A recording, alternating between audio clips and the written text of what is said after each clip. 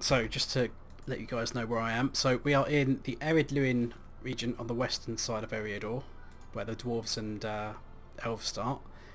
Inside Thorin's Gate in the top corner, we have Thorin's Hall, the indoor area at the top there.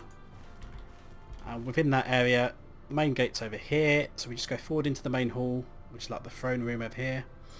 Go eastwards into the eastern annex, and then up to the forges, and there's Waffy. Well met. So we have to bring the weapon to him to be identified. Continue quests. And he tells us we need to speak to the Forge Master, who is the chap right next to him. So every time you get a legendary item, and they will become more common as you go through the game, you can't use them until they're identified. So you'll see in my bags it has like a magnifying glass icon just on the top right of the tooltip, which says it needs to be identified. And it tells you that also on the tooltip itself. So we go to a Forge Master. I am at your service. Any Forge Master in the world will do the job, but for the purposes of this book 1 intro quest, it has to be these specific ones we get vectored to. So we have a Burglar's Dagger of the 3rd Age on the Identify tab. It will cost us 5 silver to identify it. At higher levels of legendary item it will cost a bit more, but it's generally not too much. So you can just right click to identify. We're going to get some help text. And then when we identify it, we're going to get 3 legacies which will augment our skills in some way. So I don't know how well yours turned out, but mine's pretty good. The initial one always starts out quite well. Spear, gambit damage, life tap, and parry rate. And parry's the worst out of them, but you know the other 2 are serviceable. You generally get high tiered legacies on your first one you identify, just as a little bit of a bonus. And then never again. Never again after that, yeah. So I've got Surprise Strike critical rating, so that just means my Surprise Strike skill has a slightly higher crit chance than my other skills, which is nice. I have plus 3% feint attack damage, so my feint attack will have higher base damage. And I have crit response skill damage, so all skills in my crit response chain, so the skills that become active after I score a critical hit, so double-edged strike, burglar's advantage, gambler's advantage, flashing blades, or the trait ending skills, so feint attack, trip, I can't think of the other one. It's the one with the dice icon for the gambler bug. I'm not a gambler yet, so... Oh, I can't remember off the top of my head. But that skill, the one with the dice picture. So we've identified this weapon. We now need to equip our new weapon. So we could just right click to equip it, but I'll show you another way of doing it. So we're now going to have a legendary item panel, which I believe is Shift I, isn't it? Yeah, to open it. Shift I, yeah. It's probably not going to be the same buttons as I've got down here on mine, because I always change mine to these buttons, which is how they used to be when I started playing the game. But you can customise those icons down here with that little glyph icon, and then change your toolbar left slots if you want to put that down there. But on the legendary items panel, apparently I can't even do it through this panel at the current stage because I need to complete book 1 first, so I can't show you that. And the other thing with these, normally, with every other weapon or item, legendary item, beyond the first one that you're given, it can level up even if you've not got it equipped. The first weapon that you'll give, though, this spear and Bal's dagger, you have to have it equipped in order for it to gain item experience in order to level it up and become more powerful. And that's why, in this case, you've got to equip it via that method, because it won't gain the experience unless it's actually equipped as your main weapon. But the irony is that once I've actually right-clicked it to equip it, I can actually see it in the legendary items panel. So as we see on here, we have potentially up to 10 different slots. It automatically goes into slot 1. We have other slots that we could equip them in. If you had any other identified ones that can currently be slotted, they will appear in this list here.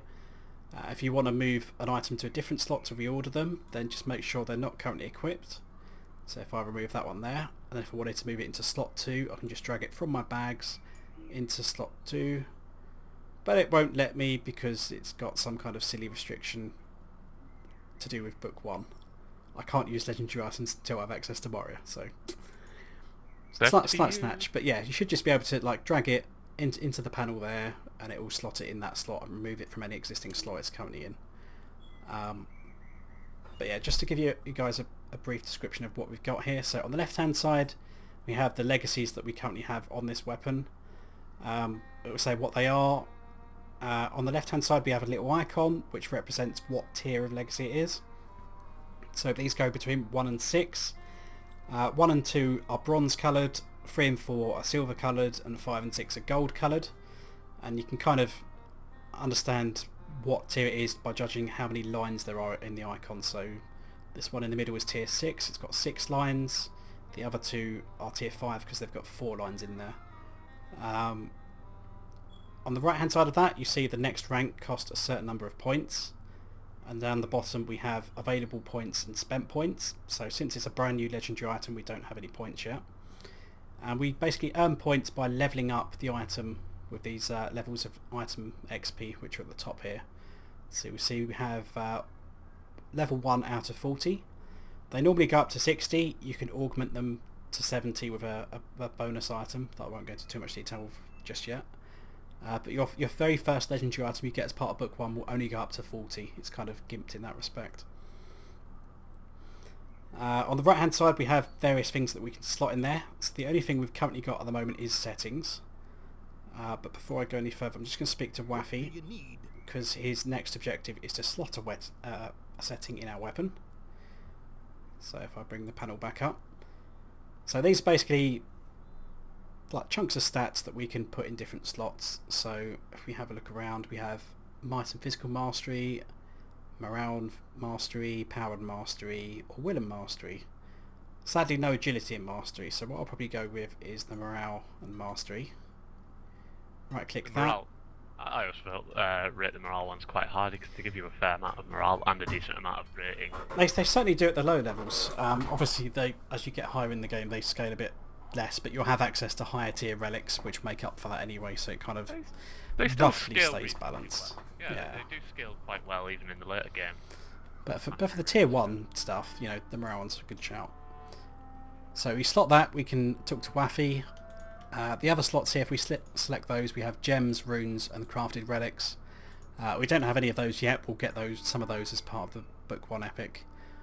And that's pretty much it for a basic guide of the legendary item panel at the minute. There's various other things we can do with them, but we don't need to confuse you too much at the moment. The only other thing that needs saying really is that initially, when you compare it to the weapon that you might have been using up till now, if you've got a very, like up-to-date weapon, like such as I using, it appears on paper to be worse. I'm losing base stats and my DPS is a slight drop because I'm using one of these rare spears from a loot box at the moment, which have got higher stats overall than most other common items.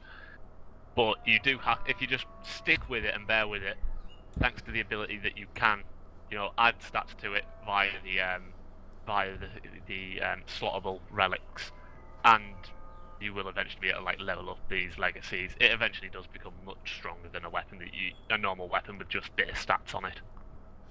So yeah, to put that into context, the weapon that I was using previously had 33.4 DPS on it on its tooltip.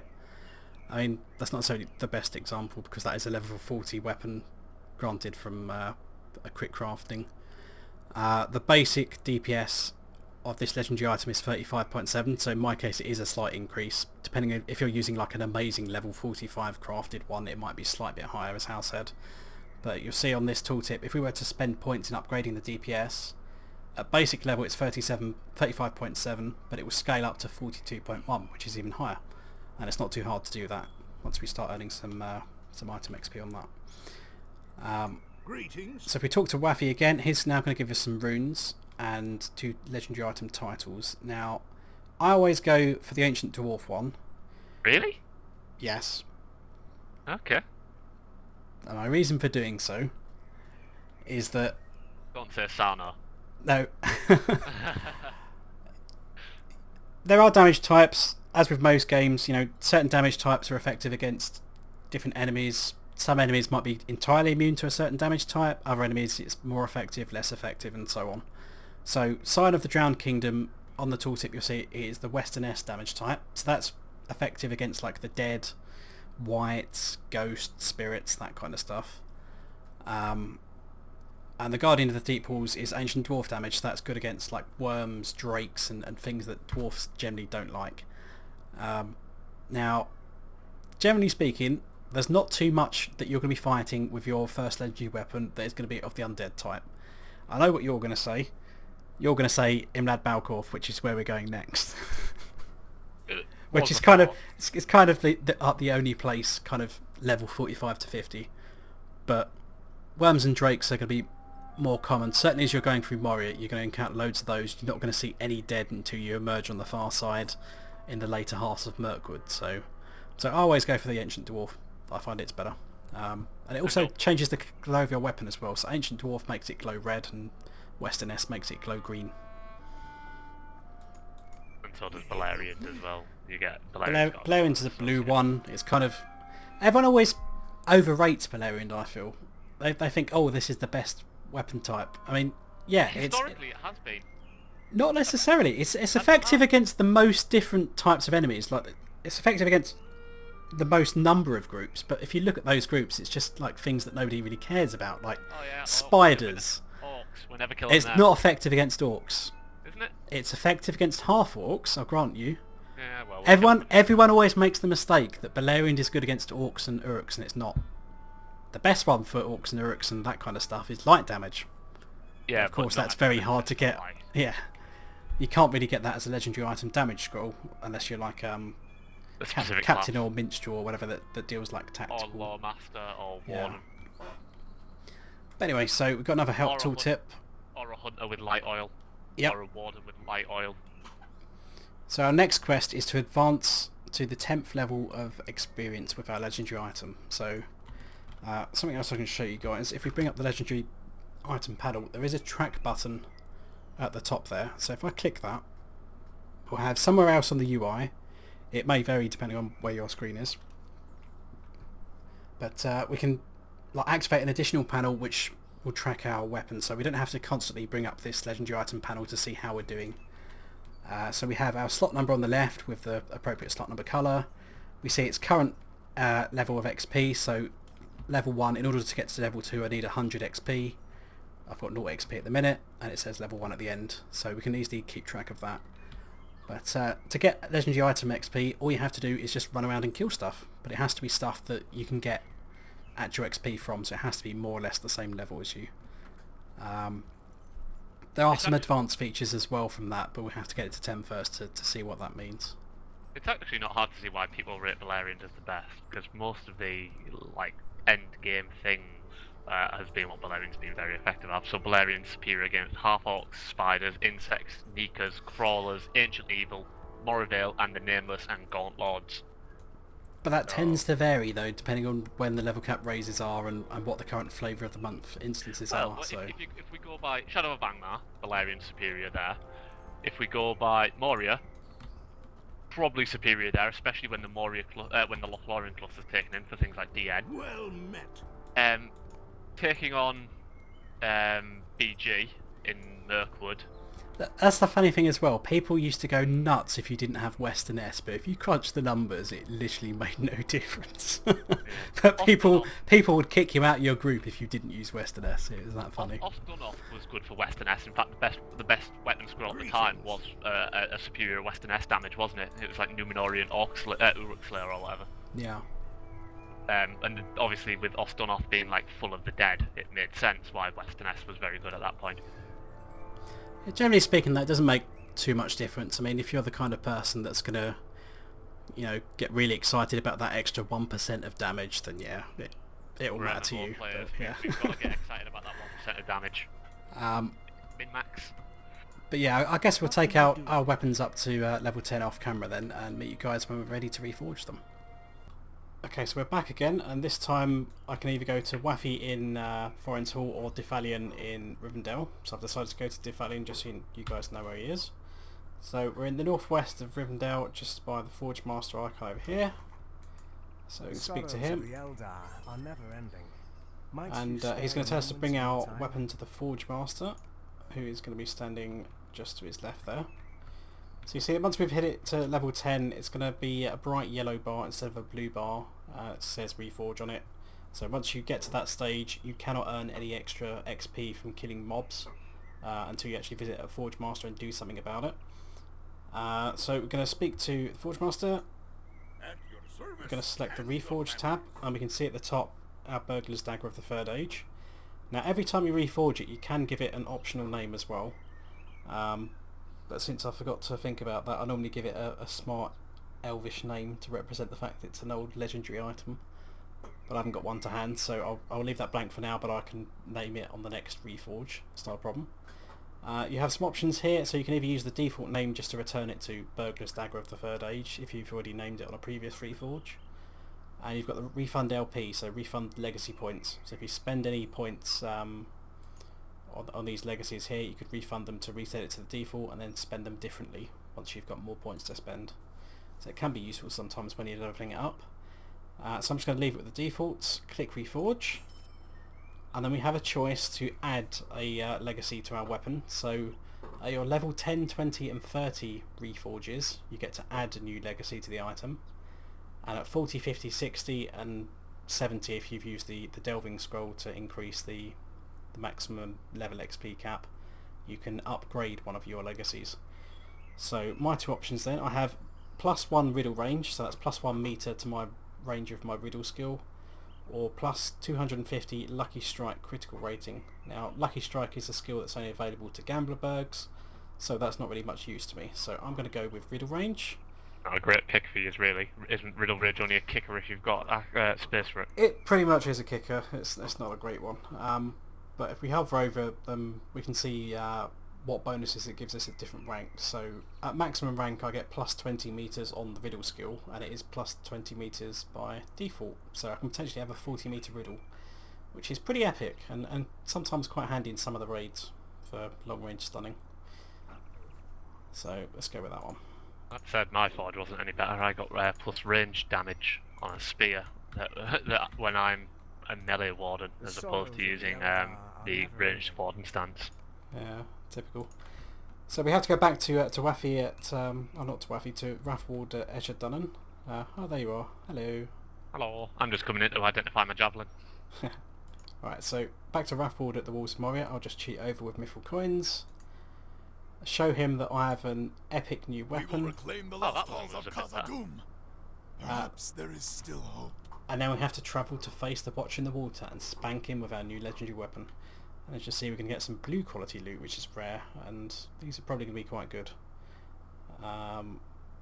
Yeah, that is way better than what we've got. And we also get the title, Avella, Seeker of Deep Places. Which lets you into Moria. We get the passive trait as well, Seeker of Deep Places, which means we can actually get into Moria and beyond, so good to have. I hope you know what you're doing. So this is a solo quest, it can't be completed in a fellowship, so Hal's already gone ahead and done that. Dire is the creature called the Watcher in the Water by the dwarves, an ancient evil called forth by the Dark Lord. Perhaps through the power of legend, a way can be seen past the terror. So Galadriel's just foreboding what's about to happen. Speak to Bosie, might as well mount up. I need to go find Bosie's scout, it should just be around the corner by the pond.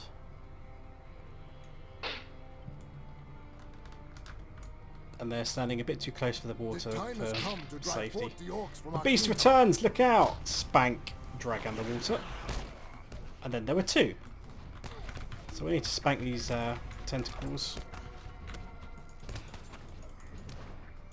You'd think they'd learn after the first time, but you know. Yeah, and stupid dwarfs.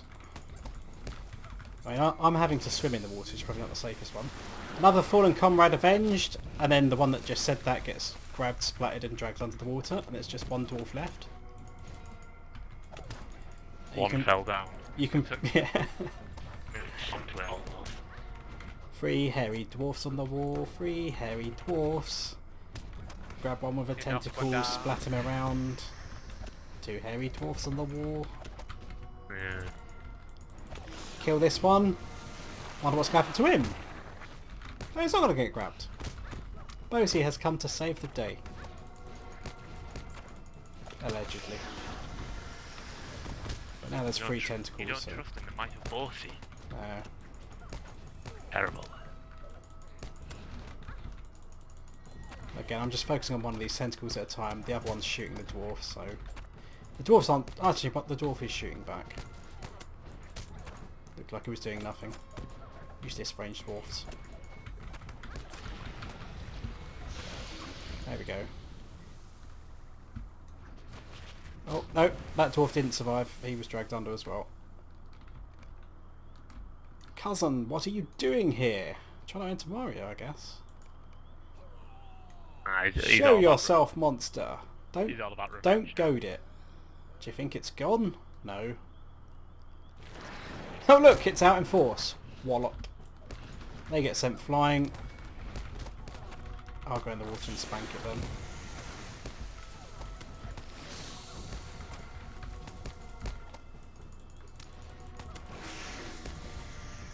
Yeah, he's still pissed off that his son got allegedly murdered by this thing. We must not be overwhelmed.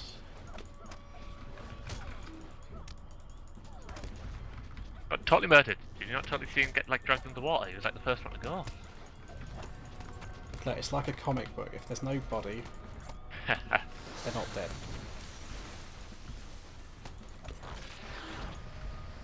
Two down.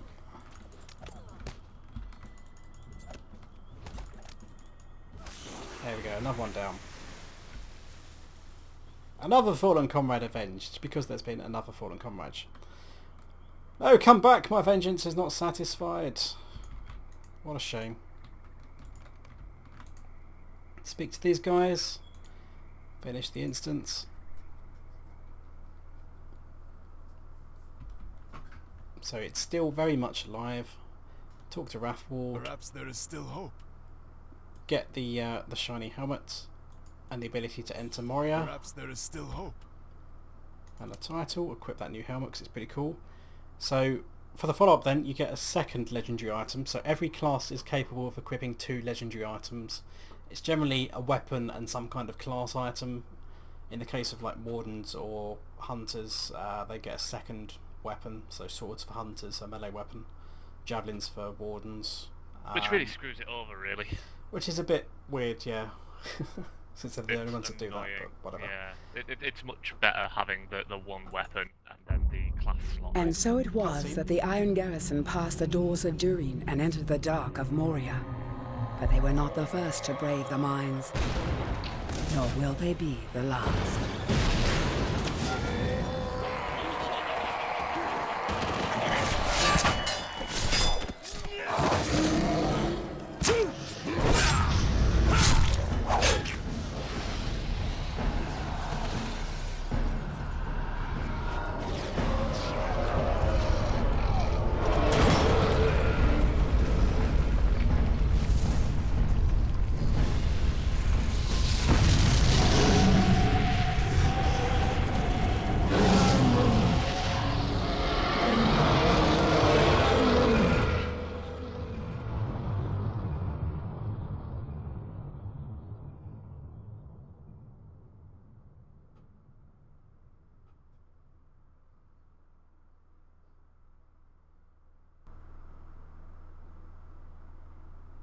So as you can see from that, they have a Balrog.